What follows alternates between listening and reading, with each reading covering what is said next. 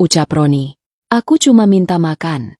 Tapi aku malah dilempar sandal, disuruh pergi, disiram air, lalu ditendang. Ia berhenti. Matanya berkaca-kaca. Tapi tak ada air mata yang jatuh. Hanya sorot tajam yang mengguncang batin siapapun yang melihatnya. Ustadz Mahfud menunduk lebih dalam, suaranya seperti bisikan. Ini bukan anak biasa, ini adalah pesan dari Allah. Pak RT berdiri.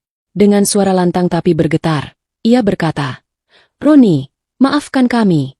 Kami semua salah. Kami diam saat kamu menderita. Kami tutup mata waktu kamu disakiti. Sekarang, tolong, beri maaf. Bukan hanya untuk almarhum, tapi untuk kami semua. Bocah itu tak langsung menjawab. Ia menatap wajah jenazah Pak Haji, lalu mendekat perlahan. Semua warga menahan napas. Ia berdiri tepat di ujung kaki jenazah, lalu berkata pelan, Aku lapar sekali waktu itu. Tapi sekarang aku sudah kenyang. Aku dingin, tapi sekarang sudah hangat. Aku sendiri, tapi sekarang banyak yang datang.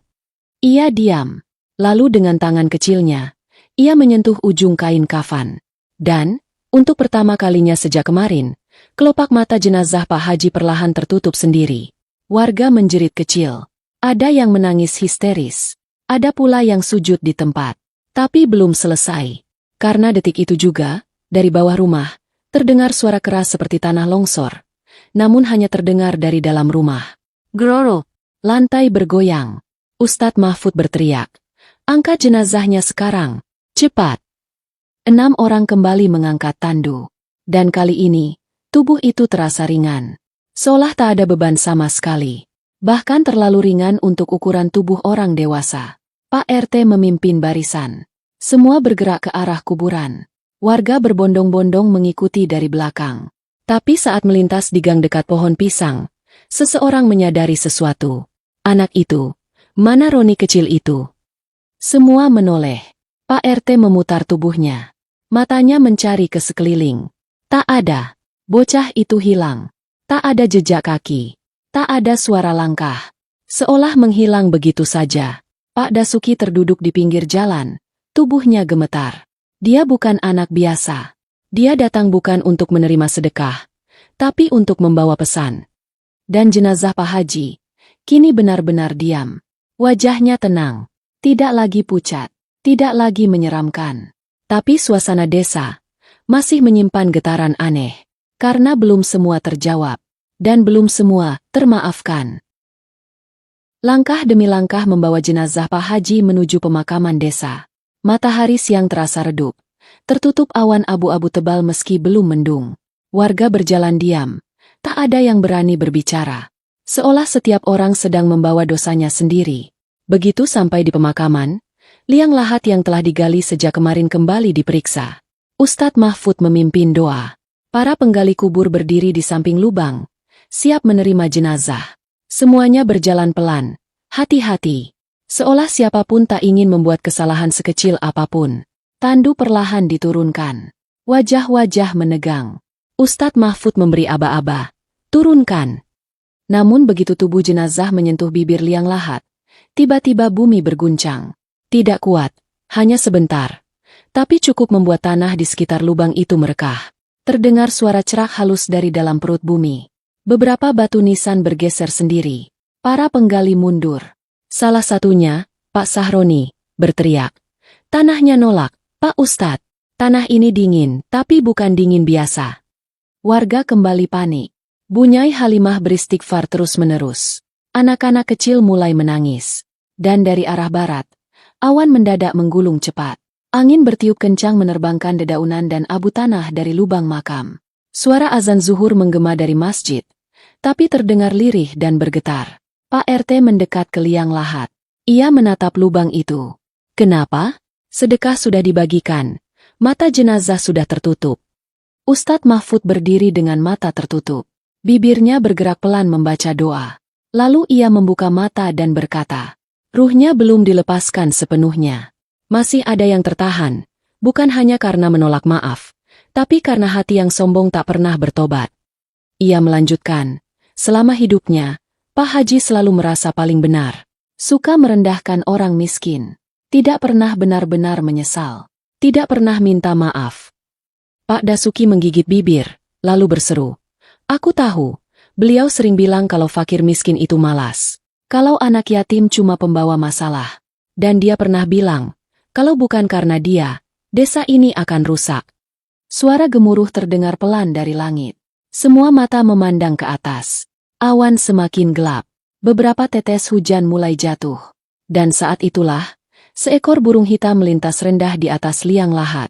Suaranya nyaring, berputar 3 kali, lalu hilang ke arah timur. Ustadz Mahfud menengadah. Itu bukan pertanda biasa. Ini ujian bagi kita semua. Siapa yang mau membantu membukakan pintu taubat bagi orang yang sudah mati, meski kita tahu dia sombong semasa hidup? Pak RT maju ke depan. Ia berdiri di sisi makam, menatap wajah warga. Kita semua pernah diam saat melihat Pak Haji menghina orang miskin. Kita semua pernah pura-pura tak tahu saat ada yang disakiti. Sekarang, waktunya kita bantu dengan doa kita. Bukan untuk membela kesalahan, tapi untuk meringankan beban yang tak mampu ia tebus sendiri. Warga terdiam. Lalu satu persatu, mulai membuka suara, membaca doa, mengucap istighfar. Sebagian menangis, sebagian berlutut di tanah. Dan saat bacaan itu bersatu, angin berhenti. Langit membuka sedikit cahaya. Burung-burung kembali berkicau dari kejauhan. Tanah di liang lahat tidak lagi bergetar. Udara terasa lebih ringan. Ustadz Mahfud mengangguk pelan. Bismillah, kita mulai penguburan. Tapi belum selesai. Dari kejauhan, terdengar langkah kaki kecil di antara sela pepohonan makam. Langkah itu pelan, tapi tegas. Dan muncullah sosok bocah laki-laki, dengan baju lusuh, rambut kusut, dan mata hitam yang pernah mereka lihat. Roni. Padahal tadi pagi, dia hilang. Kini, dia kembali. Langkah kaki kecil itu membuat semua kepala menoleh bersamaan. Suara daun-daun kering terinjak begitu nyata di antara keheningan pemakaman. Bocah itu mendekat. Baju lusuhnya berkibar tertiup angin lembut. Wajahnya tetap sama, tenang, datar, tapi memancarkan kekuatan yang tak bisa dijelaskan. Roni, bisik Pak RT. Anak itu tidak menyapa siapapun. Ia langsung berjalan mendekati liang lahat, lalu berdiri di sisi jenazah Pak Haji yang belum diturunkan ke dalam kubur. Ustadz Mahfud mematung. Ia menggenggam tasbihnya kuat-kuat, sementara warga bergerombol mundur beberapa langkah, menahan napas. Roni menatap tubuh yang terbujur di depannya. Tatapan itu bukan marah, bukan dendam, tapi hening seperti laut yang diam sebelum badai. Aku nggak minta dia dikasih azab, ucap Roni pelan. Aku cuma pengen waktu itu dikasih makan. Itu saja. Suara lirih Roni mengguncang hati semua yang hadir. Seorang ibu-ibu di barisan belakang menangis keras. Tubuhnya gemetar. Beberapa lelaki menunduk, menutup wajah dengan tangan. Roni lalu berjongkok. Ia menyentuh ujung kain kafan Pak Haji. Suara tangannya mengelus pelan kain putih itu terdengar jelas dalam keheningan. Aku maafin. 2 kata itu terdengar seperti palu besar yang menghantam jantung semua orang. Hening. Tak ada suara. Bahkan angin pun berhenti berhembus.